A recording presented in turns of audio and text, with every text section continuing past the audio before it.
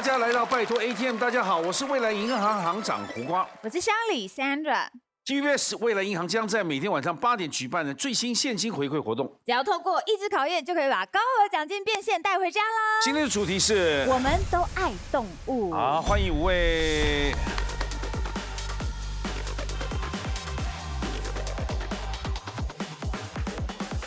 好，大家都很爱动物。首先介绍是陈婷飞，你好，你 Hello， 怎么样？行长好，是还有乡里好他。有多爱动物呢？他荣获国会动物保护贡献奖，啊而且还建立了第一个没有居民冲突的浪浪之家。因为浪浪之家有的时候都会觉得啊，浪浪之家盖在我家附近，我不喜欢。对但是居然立委成功的，因为他叫立委啊，那怎么沟通呢？对啊，沟通上面没有，我们真的很感谢我们的团队，因为刚好那一里就是仁德区的成功里的里长是我们的团队，他就开始找了地点之后，因为我们接受很多的澄清，所以他找了地点，地点完先沟通。先跟民众沟通，而不是先做了再沟通。因为你做了再沟通，被民众发现，他会觉得说，哇，你是不是有什么样隐藏版的潜在先斩状况？后奏，对啊，对，所以人民的感受就不好。所以这一次我们就采取所谓的找了地点，然后跟民众沟通，让民众都同意之后，才去争取经费去做这些相关的一些布置。所以我们是用爱来让浪浪可以找到他们真的属于他们地方的一个家，而且它就是叫毛孩生活村，就在86的附近哦。哦，好，接下来介绍杨晨曦。嗨，晨曦。哇，晨曦本身也是爱动物的人士，2狗3猫哎。对，这是比较少的时候嘞。我之前还有那5只猫，啊，对，5只猫好多哦。对，小珍养10只猫了，2只狗了。重点，他也没想，小珍也没想要开宠物美容。对，但你有创立那个宠物美容跟宠物住宿哎。对，我就是爱到我自己开了一间狗狗的那个美容跟狗狗的旅馆。2间啊，2间了。然后有很多人问说，那猫呢？因为钱还没存够，所以还没要再等一下。对。那么现在还有宠物得癌症化疗的。有。对啊。整个都照顾得很好。走的还盖灵骨塔的。哦，对，有。你看现在完全是人格化。有时候在百货公司啊，你那个看到那个推的，然后有时候觉得说，哎，是不是小 baby？ 转过去看是一只可爱的狗。哦，好狗命人真可爱。讲到这点，只有下一位会做这件事情，叫 Julie 哎。嗨，大家好。3猫3狗，3猫3狗，对。他那个他的狗不落地的。狗不落地就是一直抱着。我们家有一个名言，就是博美不落地。哦，这其中一只还是都不落地？哇！所以狗都不知道它自己会走路哦。是。都不知道，就一直要出门啦，什么时候来？怎么都人家一直抱着抱着。我觉得是那个爸爸有点担心过度，因为他觉得说那个这么小的狗，它走在路上，可能地板有时候太阳晒了，地板会烫。哎呦。他又没有踩，他又没有穿鞋子，你也不知道。然后你有时候走太快，他跟着你跑，他喘得不得了。他说你也不晓得，所以于是他为了创造这个名言，他带我去马路上，是真的哦，实地。他站在那边跟我讲，他说好，我们站在那边10分钟，你告诉我你有看到博美走路吗？然后因为那边有很多狗，真的没看到一只博美。博美都是抱着，博美用抱，还有人推车。对啊，所以他就跟我讲说，所以你看啦。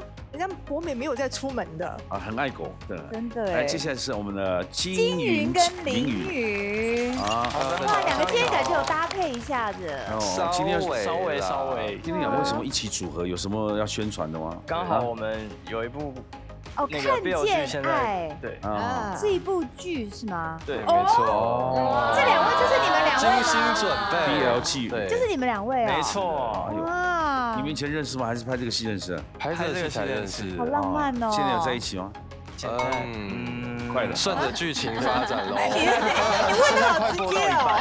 对啊，有时候拍戏会生出感，男女都会，男也可能会啊。是啊，会产生一些暧昧的感觉。对啊。赶快让我们知道，我们去哪边可以看到这个唯美的。对，我们在10月23号已经上架了，然后每周3晚上8点，台湾的话是在 KKTV 独家播出。哦。对，然后我们海外平台也有很多。日本的话就是有 Rakuten TV 跟那个 Video Market。好，欢迎5位。辛苦了，欢迎5位。我们主题我们都爱动物了啊。接下来介绍高学历新闻主播黄胜凯主播，你好。主播养猫养狗。养狗。柴犬。哦，柴犬。有地方遛吗？有。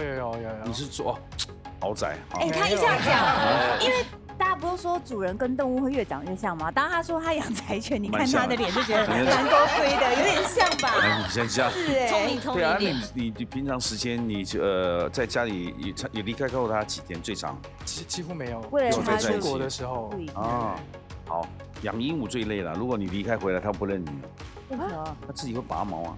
啊，对，因为他觉得孤独。它会有自闭症，那个你也不能偷给人家管，它也不吃，它拒食。啊，我以为鹦然后自己身鹉，上一直拔毛。我以为鹦鹉很乐观跟你聊天，原来不是这样。对啊所以养鹦鹉，你别以为鹦鹉可爱，养鹦鹉你要小心一点，你要陪着它。好，你要出国的话，还要用电话跟它讲话，对，要不然它不吃不吃。而且养鸭啊，我以为养鸭就很方便，没有养鸭，它会一直无意识一直大便，在家你要一直不断清它大便，而且它大便是湿的。哦，这也是我后来才知道的。所以养动物的都是要有一个爱心，就放在手上那个什么打笔，对，那个什么柯达鸭，真的。对啊，可爱归可爱，都没有想到后面的。对，你弄个猫砂嘛？没有，鸭子没有在上鸭砂的。对，好，进行第一回合，协力夺金。好，我们请讲规则。这回合呢，靠的是团队合作，5个人轮流当主答者，总共10题，但每一题呢只有90秒讨论时间，赶快取得共识，由主答者按下答铃。要注意哦，每一题呢1万元奖金会随着时间断崖式的一直往下掉，所以要注意时间。如果5个人答案都一样的时候，也就不用讨论了。先按，但是很难呐，都会出现2个到3个答案。那第一题由我们立委来执行啊，好，请出题。好，加油，加油，加油！狗狗掉毛要清理好麻烦，请问除了正常情况外，下列哪项是加重狗狗掉毛的原因 ？A. 日照不足 ，B. 营养过剩 ，C. 不洗澡。请作答。好 ，A 跟 C 都有。有不同答案，请开始讨论。立委。我是认为说，因为日照不足，我们常常都要带狗狗去玩嘛，哈，所以呢，可能就是要让它这个光合作用一下，我是这样的认为。那我要问那个晨曦，你对狗比较了解。我是觉得说，因为狗狗它如果不洗澡的话，它会有很多的废毛就是在身上，所以就会造成它的毛就一直堆积在那边，就掉毛的状况会6000哦。哇，那个呢？那林宇呢？我觉得不洗澡的原因是因为它毛都累积在身上，所以你不洗它就会。好，我决定了。C。哦，被说服了。不洗澡会掉毛吗？哎，我们人有时候啊，几天没洗澡，洗的时候头发都会比较多。可是听说那是正常的落发。好，对，选择不洗澡，对或错？可惜答错。委员是对的。本来委员是对的，是 A 日照不足。可惜自己，没错。对，待会我刚刚也是选 A 的时候要注意哦，要相信自己。阳光呢可以带给我们人健康嘛，对狗狗也是哦，让他们的狗皮毛健康。如果你不照太阳啊，然后或是你有时候吃太油，这些也不行，太咸都不行，它就容易掉毛。一口吃掉就没有油跟咸的问题。因为而且你有时候如果长期吃单一的食物，造成说它的营养素不足，这个也会掉毛。至于刚刚说洗澡啊的那个落毛，那是正常的范围之内，所以都不算在此。因为我刚刚认为晨曦因为有开这个狗旅馆，应该是还有宠物店，应该是。间接有一点。因为他要想赚你洗澡的钱啊，他当然不洗澡啦。你不会洗，送来洗有价目表演的。来第2题，请出题。晨曦主导。这个东西又叫猫界大麻，请问木天蓼可能是因为什么原因受到猫咪欢迎 ？A. 驱蚊 B. 增加免疫力 C. 更容易找到异性。请作答。哇，好 ，B 跟 C 都有。请开始讨论。只有委员不一样。我觉得猫咪每次闻到木天蓼的时候，都会在那咿呀，然后很像有发情的感觉，所以我才会觉得说是让它有更容易找到异性的。那我想问一下，立委委员，我是认为说，他会喜欢应该很自然的，他会增加自己的一个健康啊、免疫这样的一个系统，所以我才会选这个 B。好，那大家都还是比较多选 C， 那我就坚持我的答案就是 C。6679选择 C， 更容易找到异性。好，选择 C， 对或错？哎呦！可惜答错啦。真的是驱蚊了。答案居然是 A 哦，不可能这跟演化有关系，因为木天蓼里面的成分可以驱蚊，所以呢，他们心中会觉得说，哎，这个东西对我有益，然后常常接触它，所以就变成一个演化关系。然后我们有这个木天蓼，那木天蓼驱蚊之后，我就不会得寄生虫跟传染病啦。所以演化过程中，就让我很喜欢这个东西。我觉得这个不能怪你，因为这个不会想得到的。那今天看完是不是人也买很多木天蓼？驱蚊，还是你想要发对呀，不然没有，它只会驱蚊呐。是，对，而且可能避免掉传染病，是吧？对啊，哇，演化到现在挂零了，到现在挂零啊！哎呀，你主导来，请出题。看到宠物用品就好想买。根据医学研究证实，下列哪项行为可以缓解购物冲动 ？A. 腹式呼吸 B. 咬下嘴唇 C. 快速眨眼20下。请作答。无悬念，我想就是 A 了，其他无悬念，大家都是一样的，赶快！你的答案是 A。我的答案是 A， 腹式呼吸。没有人啊，咬下嘴唇哦。咬下嘴唇应该是买了。对，第一个感觉就是下单。性感哦，咬下嘴唇是看到喜欢的人吧？这个可但是应以怎么说该我们大家啊？都有经验啊，每次看到冲动的时候，缓一下，对不对？先松下，冷静，对，冷静。我买太多了，这样子，对，我觉得这样比较合理。如果要买东西就这样，准备深呼吸，冲！会不会买更多？是 ready 的感觉哇，哦。好棒！看了那么多，冲！他们选择腹式呼吸，腹式呼吸，腹式呼吸，对我错。恭喜大家！拿下1万块，破蛋了。哦，其实我们常在说冲动购物，就会说脑波很弱，但其实跟脑波没有关系，它是大脑当中有2个部位，一个是依核，一个是脑岛，就它在有点像是天使恶魔的感觉，它会在拉锯嘛，在你拉锯的过程当中，你的呼吸会变快，血压会变高，这时候你就会很想买下去，所以这时候如果你深呼吸的话，就会缓和这样的生理反应，就会恢复理性。来，金云主导，请出题。根据内衣品牌调查，下列哪一款特殊的男性内裤曾在2022年掀起风潮，并成为销售冠军 ？A. 口袋内裤 B.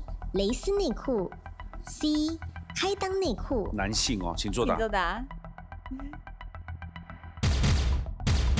哇 ，A 跟 C， 哎，请开始讨论，有答案不一样啊。我觉得是 C 的原因是，就是开档可能就上厕所比较方便吧。我觉得啊，你要说服的是谁？你看一下。对，来林宇怎么会选 A？ 我选 A 的原因是因为他说风潮掀起风潮，口袋的话可能会比较有设计感一点。可是你口袋你穿原本的裤子，好不管，我的答案是 C。没有要听你的 partner， 我没有要听，没关系。他的好，来选择的是开裆内裤，对我说。可惜答错了，想不到吧？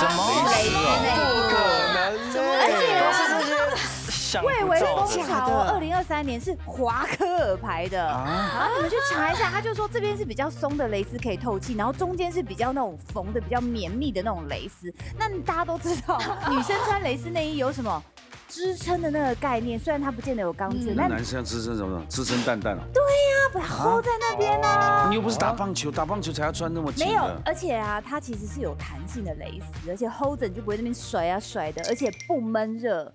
我跟你讲，对了，拆视角那个晃来晃去不舒服。对，所以他帮你 hold 好，然后你做什么运动都很不舒服。对，而且校长要不要试试？立体剪裁。哦，你就不要待会让我看到中间休息，你就在那边网购这样。因为你跑步也好，打羽毛球也好，做运动也好，很容易晃，所以要穿紧包住的。对，我以为是一般棒球员啊或篮球员会做的。哎呦，所以大家注意一下，蔚为风潮，两位也可以考虑一下。好，真的不知道。接下来由我们林宇加油了，主导，请出题。狗跟狼是亲戚，请问以下哪一个品种的狗狗在基因上跟狼最接近 ？A. 柴犬 B. 哈士奇 C. 边境牧羊犬。请作答。哦，有 B 有 C。哦，我发觉这只有一个人。来，请开始讨论。我选 B 的原因是因为小时候其实就常常听到家人会说哈士奇会狼叫啊，单纯就是因为这个原因。然后我也觉得他们跟狼长得比较像。对，那问一下委员。对，委员，你投 C 的原因是我完全是被边境这2个字。对，因为我觉得说狼是不是会有比较这样的一个地缘关系，然后所以我是完完全全是用这个边境这2个字去写。对，哇，好吧，我还是决定相信我原本的答案，答案是哈士奇 B。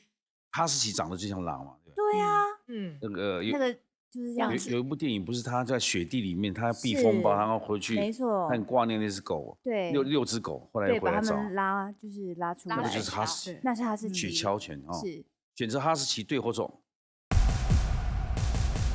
应该对了。可惜答错了。你们知道答案是 A 柴犬。柴犬非常猛烈。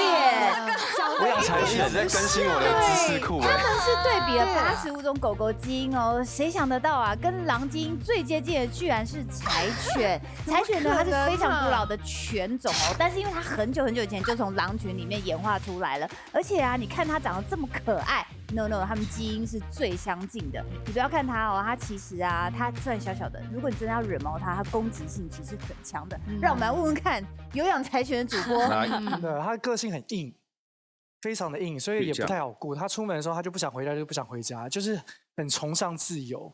对，而且这个排行榜其实你蛮惊讶，因为大家会觉得说哈士奇好像跟狼比较像，但其实它只排在第4名，前3名，第1名是柴犬，第2名是松狮犬。眼睛眯在一起的那个，不像了吧？装可爱对，第3名是秋田犬，他才1万块奖金进入第2轮，好像是史上最低哎，第1轮完史上最低，所以我决定，我个人是不知道，我都不知道题目，不知道答案，我想参与跟你们讨论好了。谢谢。这题我有选错啊，我不可能选柴犬啊。是啊，对不对？来，第6题由我们评飞来主导，请出题。看到破盘大特价，马上入手。请问，商业常用的破盘大特价指的是下列什么意思 ？A. 刚好接近进货价 ；B. 低于批发价 ；C. 低于商品制造成本。请作答。好 ，A、B、C 都有。对 ，A、B、C 都有，这个3个都蛮合理的样子啊。来，请开始讨论评飞。我是认为说，因为我们破盘，它不可能店家会去撩起好，所以它一定是进货价几乎接近，然后又赚一点点这样的一个价格，我是认为这样。那我问一下 Judy 姐，就是我的感觉破盘嘛，就是很厉害，就是很便宜的意思，所以应该是要低于我去批发的价钱，我是这样子去想的，因为它也不太可能低于制造成本。6000多了，没关系，我就相信自己。上次我没有相信自己，我这一次相信自己。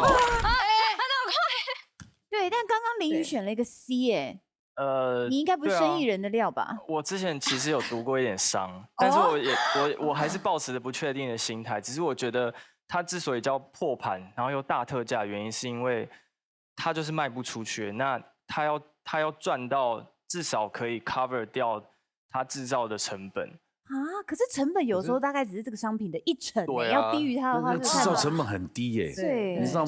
就是都卖不出去了，所以我宁愿回本一点点。只有一种东西你是真的捡得到便宜，比如说大饭店要结束营业，它的床单床具，对，那个你买一定很便宜嘛，不然它是等于要丢掉。对啊，它是真的用的，但是一般这种商店写什么破盘大特价，你还是听就算了。可是有些就是行销手法啦，对嘛？对，我跳楼跳6年还没跳完呢。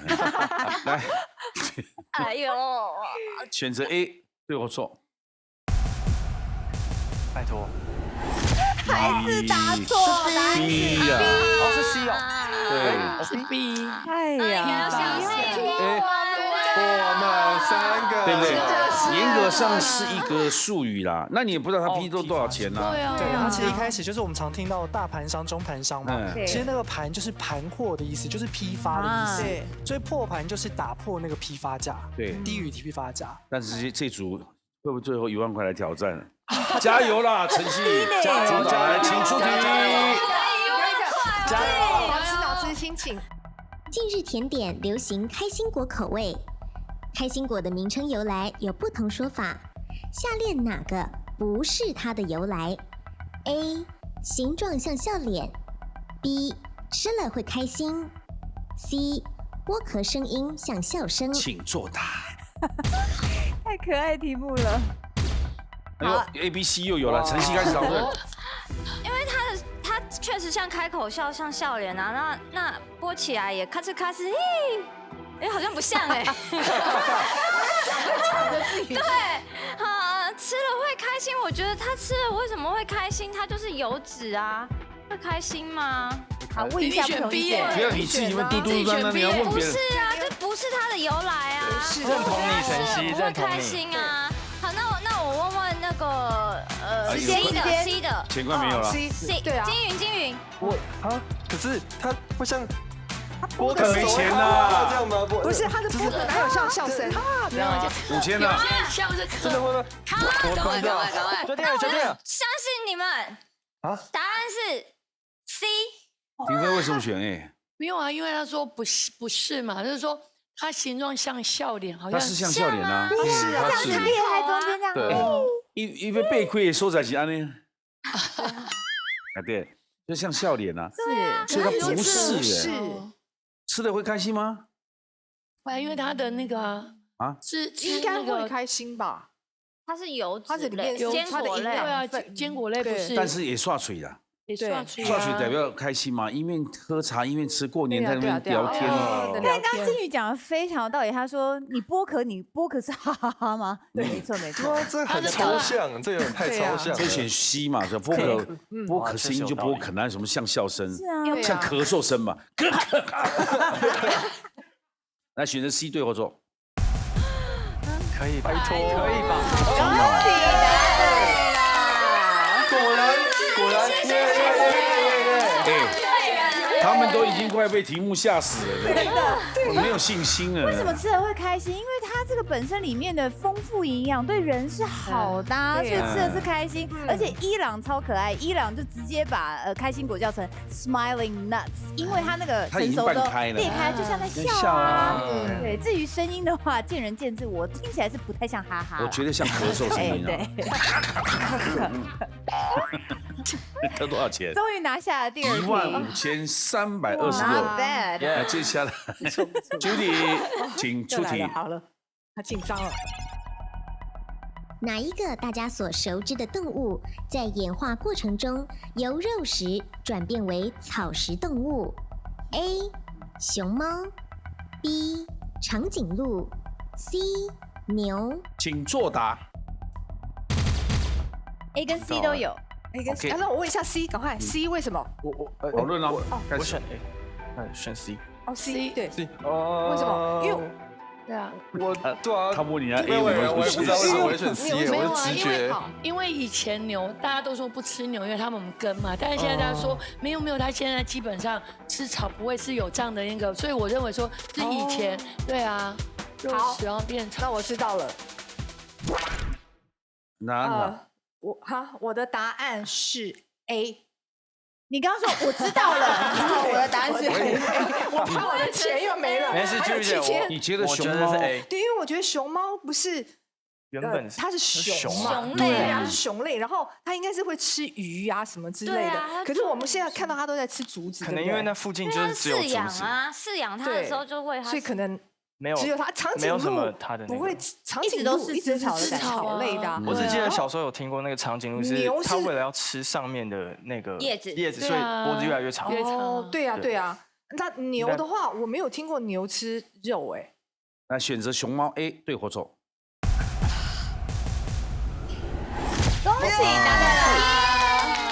还好没有听我们的，还好没有听我们的。对，对，真的超酷的。熊猫以前其实是吃肉的，然后它在数百万年前呢改变成不吃肉，原来是因为它体内的味觉基因忽然产生了变化，它吃肉，吃肉，结果没有味道了，它觉得失去了吃肉的乐趣，对，然后周围就是有竹子，他就想说拿个东西来啃啃看吧，然后上瘾了，也不是上瘾，他想说就是很方便，而且竹子就在旁边，他就不用奔波一直去追肉了，但是很麻烦，因为竹子不好消化，所以他要慢慢吃，然后之后又变成熊猫就是养的一个动物，所以他就也没事做嘛，他就拿着竹子那边一天啃个十几个小时，让它慢慢消化，所以我们才会变成今天看到他这样每天都要啃竹子，变成竹子的大吃货。好，奖金22,717了，继续来，接下来金云，请出题。压力很大，压力很大。许多东西的命名都有动物的元素，请问日本著名的鸟居大多是红色的原因是下列何者 ？A. 象征鲜血 B. 防止鸟撞上 C. 红色最显眼。请作答。鸟居，好 ，A、B 都有。来，请开始讨论。我觉得，对，可能就是我觉得对啊，就是防止鸟撞上。我想请问庭委员，为什么是选？不对，是我，是你，林宇，为什么选 A？最近有看一个动漫，然后他好像说，就是那个鬼不能穿过那个鸟居，说胆大党吗？对啊，我不确定有没有关系。那个是因为他有贴那个符咒啊，不是吗？快点切签了，快！好，我的答案是 B。好，他选是防止鸟撞上，对我说。希望有。怎么办？可惜答错了。天哪！他就刚刚讲对，应该红色是那个嘛，没事啊，要相信多看动漫，要相信动漫的，好吧？可恶！我们请盛凯来讲。因为这个红色会让他觉得是鲜血，就比较有生命力，所以可以驱魔。但其实用这个红色油漆还有另外一个比较实际的原因，是因为红丹漆它里面有一种成分叫水银，如果你涂在木头上的话，可以防腐。来，下面一题了，就是淋雨最后一题把关了。好，加油！第10题，来，请出题。在野外需要随时保持警戒。根据动物园指出，哪种哺乳类睡眠时间最短，每次只需要睡几分钟 ？A. 兔子 B. 长颈鹿 C. 绵羊。请作答。哇，今天 A、B、C 都有啦。来，请开始讨论。我选长颈鹿的原因是因为它感觉就是很多天敌，它的腿太长了，像它喝水也是很难喝。那我想要问一下，选 A 的委员，没有，我是因为兔子，我们周边的朋友有养兔子，感觉每次去兔子都是很活跃、很活泼，所以我觉得好像很少看它在睡觉。但我觉得兔子好像睡最多好，算了，我决定我的答案是 B。长颈鹿应该他是不太敢睡觉，怕有猎物攻击。是，他没有什么技能啊，对不对？你别看他那么高，他还是会被狮子攻击的。对，肉食性，动作又慢。但绵羊怎么感觉也是要一直跑走啊？绵羊是圈养的所以它一定会有看护，跟那个边境牧羊犬这些，所以他觉得有人帮他守夜啊，牧羊人啊。对所以他根本不在野外，所以 C 就被对，虽然会有偶尔被吃掉，但是几率没有那么高。是。好，来选择的是长颈鹿，对火种。应该是对的啦，应该是对的。恭喜答对了。但是我们讲的是野外长颈鹿它野外的时候随时要看有没有人要来吃它，所以每一次它度个咕就是几分钟，所以它需要时间呢，真的睡眠时间比较短。但自从呢它被养到动物园里面之后，就没有人会来攻击它啦。所以呢，在动物园里面的长颈鹿命很好，一天可以睡4到6小时。对，只是还客人会来吵他，又来了，那么早就开园了。你们总奖金29,778，我们变成3万。好的，有进3万呢。只有下一个单元只有1位可以挑战他，进行下一回合，唯我独拿。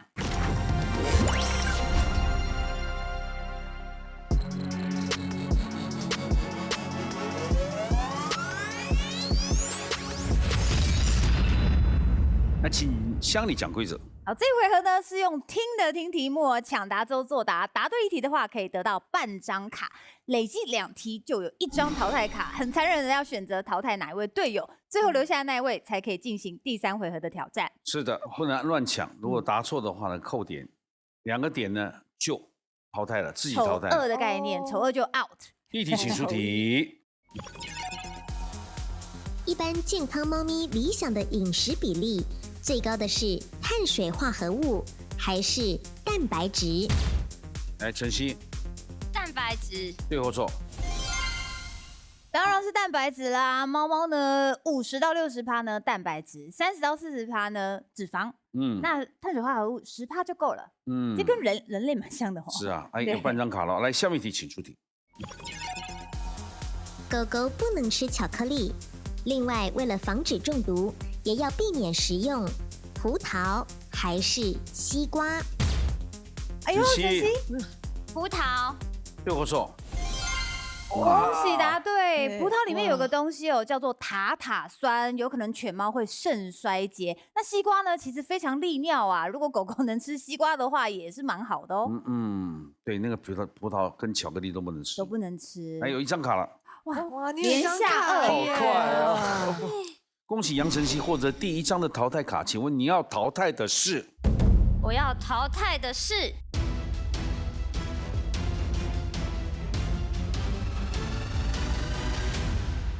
金鱼。哈？因为他长得太像我表弟了。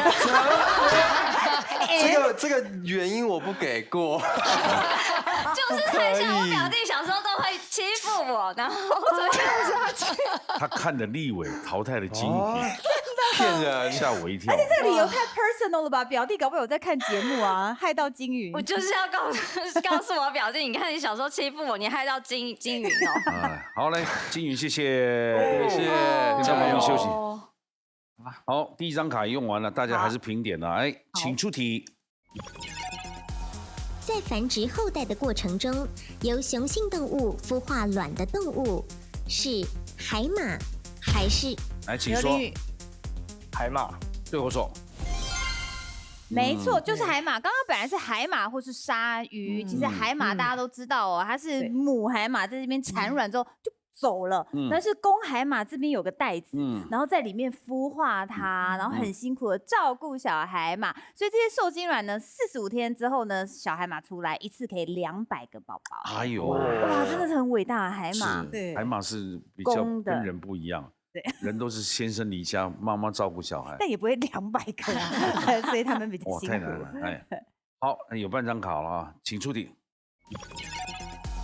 驻点在台湾机场的检疫犬，大多是米格鲁还是拉？弟弟，米格鲁。米格鲁对或错？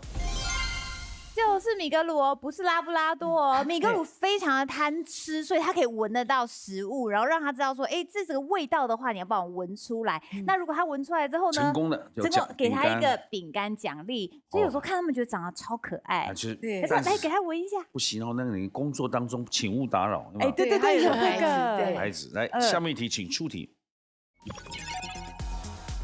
根据统计，发生车祸的几率比较高的季节是夏天还是冬天？来，请说。夏天。对或错？可惜答错了，是冬天。原因就是为什么呢？因为冬天呢，它天黑的比较晚，然后天亮比较晚，天黑比较早。那视线上的问题，那对老人家一些开车的都会有影响。明明出门5点多就天黑了。对，没错。然后台北市交通大队有统计，由11月到1月啊，出现交通案件的话呢，这几个月比其他月份多出4成这么多。那老人更是多出5成，所以冬天要特别小心。所以有的70、80岁还是自己开车呢。对，很危险。对，这个视线模糊，眼睛又不好。哇，还好他刚刚有半张卡哦，幸好。哦，他只是洗掉，他没有记点哦。没有。来，下面一题，请出题。Bagel 的制作过程中没有经历过油炸还是水煮？晨曦。水煮。对或错？可惜答错了。Bagel 呢，其实大家都以为它是炸的，没有，它是揉好之后先用水煮，然后煮的时候还要加点蜂蜜，才会烤出那种棕色的感觉，所以水煮完之后拿去烤才是 bagel， 完全没有经过炸哦。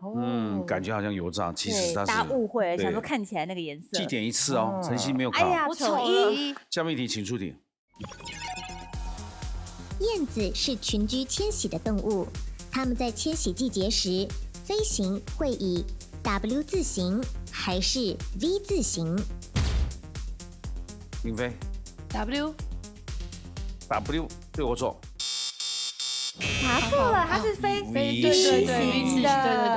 有的人会换头，那个头也会换人。对，因为你又想一下，一个带头的话 ，W 的话会有2个带头的，但它其实只有1个带头，而且很有趣的是，它是轮流带头，然后其他人可以休息一下。那为什么他们要群飞呢？因为群飞互相这样子轮流，主力系飞会比较轻松，而且一起。对，所以单飞会很辛苦啊。对哦，它有个数据哦，它一起群飞的话，它的距离可以比单飞的时候多70%这么远。哇！好，也是记点了啊。来，下面一题，请出题。会以跳舞的方式跟同伴沟通的动物是蜜蜂还是麻雀？来，请说。我吗？跳舞的方式应该是蜜蜂。对我错，没错，就是蜜蜂哦。蜜蜂8字舞嘛，对，就跳。然后他跳的意思是说啊，告诉大家讯息说这边离那个花蜜有多远，赶快来采蜜，知道那个是8字舞啊。对，哇，然后采到之后回家，哎呦，您上辈子是蜜蜂吗？跳这么好，因为我常常访问那个养蜂场嘛。对。然后他这个8字舞呢叫做收获舞。来，1张卡喽。你看谁长得比较像小时候欺负你的表弟表妹啊？不要这么纠结。恭喜你有淘汰卡，请问你现在要淘汰的是？我要淘汰的是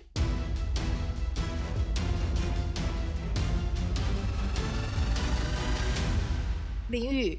看着他说林宇吗？吓我一跳。好，林宇要请到旁边坐。朱莉姐看这边，没有，我是怕他一个人在那边孤单，你要去陪他聊天一下。是还好。couple 团聚了，对。他当然淘汰他啦。对啊。目前他是最占上风啊。对，这样才有。随便答错一题就再见。自己淘汰自己，害怕。对，他才有机会获胜。其实我就是可以站在这边就不用按啊。可是人家连着按2题，第一个会淘汰你啊。也是。因为别人的好像是你现在没有犯错，又没有卡，人家不淘汰你，淘汰谁呢？Julie还以为轻松了。对，我想说可以凉凉。请出题。在比赛或选举中意外获胜的人，我们会称他为红马还是黑马？林飞，黑马。对我错。当然就是黑马，脱颖而出嘛。对，这是此次竞赛当中的一匹黑马。对，但是大家这个是有个典故的，是以前英国有个前首相叫做 Benjamin Disraeli， 他呢那个时候啊。小说里面提到一个黑色赛马，因为他们很爱赛马嘛，大家都很不看好他，就没有人压他会赢，就没想到他最后居然是第1名。所以呢，这只黑色的马的这个沿用就变成黑马，是没有人看好的，可是后来居然获胜的这样一个出奇兵的，就像今天的 Judy 啊，不是黑马。下面一题，请出题。蟑螂好可怕，请问？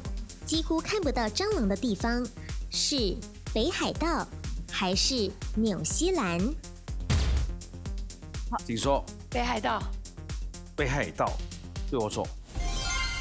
恭喜答对了。所以它的气温低，然后湿度也很低，然后大家有想到，因为北海道很冷，所以它的那个建筑的密度就盖得很密实，不会有蟑螂钻来钻去的。然后以前很有趣哦，日本有一个节目哦，然后把蟑螂带到北海道，然后访问当地居民说：“你知道这是什么吗？”当地居民啊，完全说：“啊，这是什么？”他们不认识蟑螂哎。以为残忍的时刻，恭喜时刻。林飞，你有1张淘汰卡，请问你现在要淘汰的是？我要淘汰的是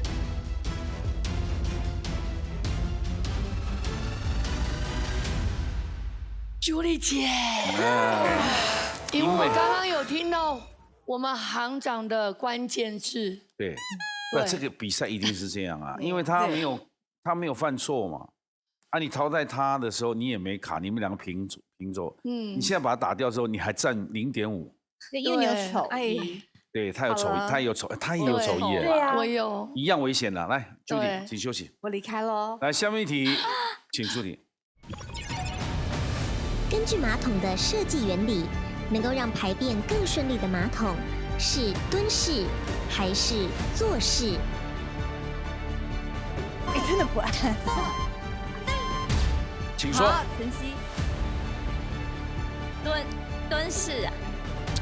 你如果答错就淘汰喽，因为它有记点了嘛。蹲式对或错？恭喜答对。你坐的姿势是这样，对不对？你坐在那边，你很放手。但蹲式呢，是因为你的角度会变这样。对，就比较顺一点点。这样的话，会大便会比较容易挤出来。站起来，对。所以有没有发现，有的时候啊，会促进排便的话，有人会在马桶的前面放个小凳子，让高度高过他。对，所以蹲式是对的。老人家没办法蹲嘛，对啊，所以他坐在那边要把脚抬高，还可以模仿一下这样的姿势。为什么你刚蹲半天，蹲又想着改？你刚刚因为我刚刚想说，我便秘比较严重的时候，我就会想要去用蹲式的蹲看。哇，你分享好多哦，便秘之类的一些私事。OK， 下面一题，请出题。台湾身份证字号英文字母后，数字有10位数还是9位数？你以为还在算太慢了吗？来，请说。9位数。对或错？恭喜答对了，就是9位数。但这一题很 tricky 哦，如果是问你总共有几个部分，就是10。对啊，它是说数字，对，加英文字母啊。对，其实第一码呢代表第一个英文数字代表你从哪里出生，对。然后第一码数代表你是男或女，1是男，2是女。然后2到9码这个数字是你出生的登记顺序，所以不见得是你出生的当天，是你去登记的时候你排在第几。恭喜杨晨曦获得3万块的挑战权，哇！进入最终决战 Battle ATM。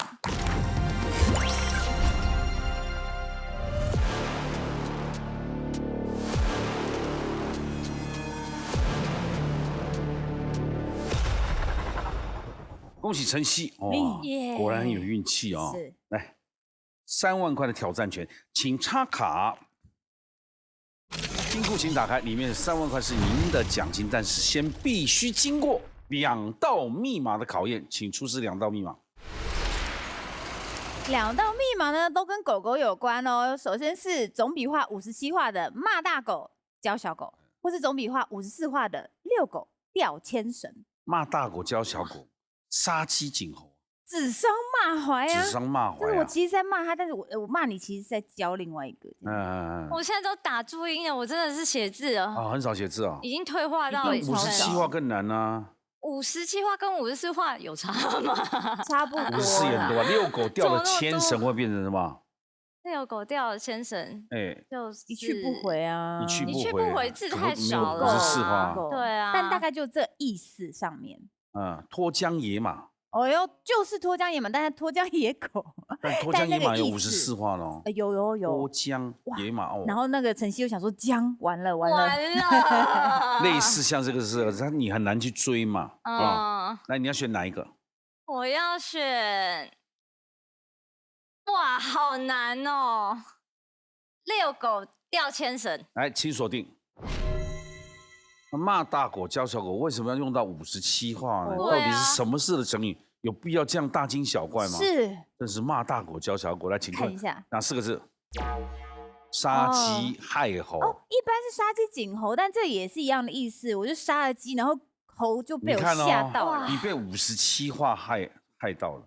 如果说杀鸡害猴，你哪一个字不会写？ 害吧，害你会写到害人的害，骇客啊，有可能哦。接下来要正式出题了，你只有1分钟的时间哦，先清楚写字再填密码啊。遛狗吊牵绳，请出题。驷马难追，这个太简单了，一言既出驷马难追。来，开始清楚。3万块，我就觉得不要被笔画害到。解这个字。笔画。好，用按的。清楚，它不会零呢。哎，要重写一次。好，再一次。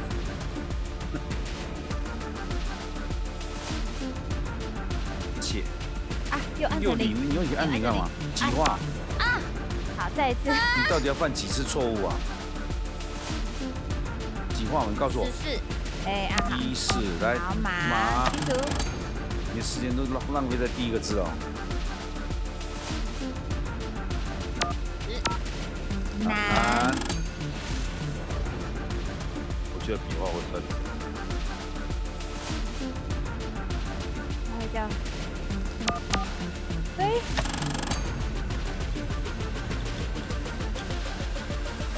刚刚好。停，你刚好全部描述刚刚用完。驷马难追。哎，密码。14101409。对或错？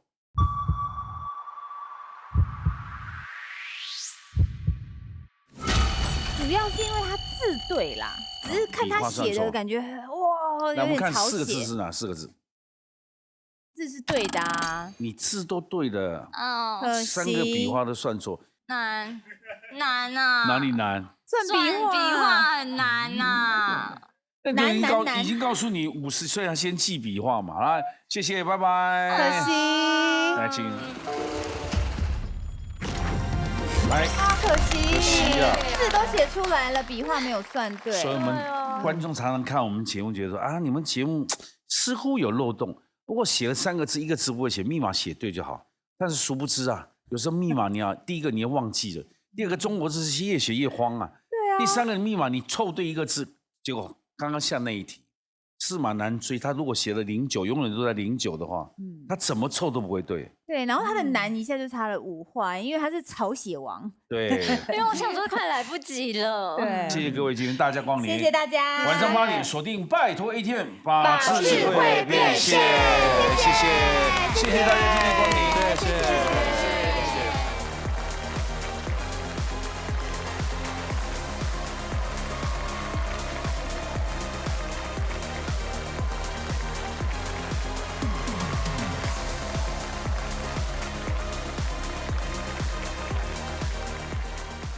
Battle ATM Who Dares to Battle？ 哦，拜托 ATM， 谁敢来 battle？ 订阅拜托 ATM 的 YouTube 频道，等你来 battle。